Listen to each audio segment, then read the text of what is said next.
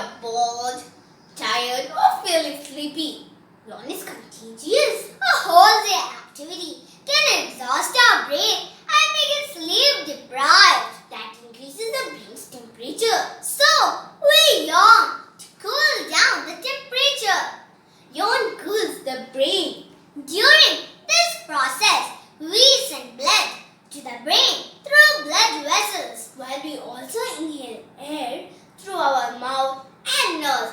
This air cools down the blood flowing to the brain. This helps to decrease the temperature of our hot-headed brain. Why do we have hiccups? Hiccups are funny one. We get hiccup when we eat or drink too much or too quickly. Some also get hiccups when they are emotional, like laughing, crying, excited, etc. Where does this noise come from? It's our diaphragm.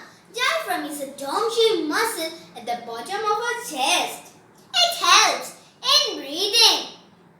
When we inhale, it pulls down to help pull air into the lungs. We exhale, the diaphragm relaxes and the air flows out to the lungs, back to the nose and mouth. Sometimes the diaphragm becomes irritated. When this happens, it pulls down in a jerky way, which makes us suck air into our throat. Suddenly, when the air rushing in hits our voice box, we are left with a big hiccup. These are the reasons for yawn and hiccup. Hope you learned something new today. If you like this video,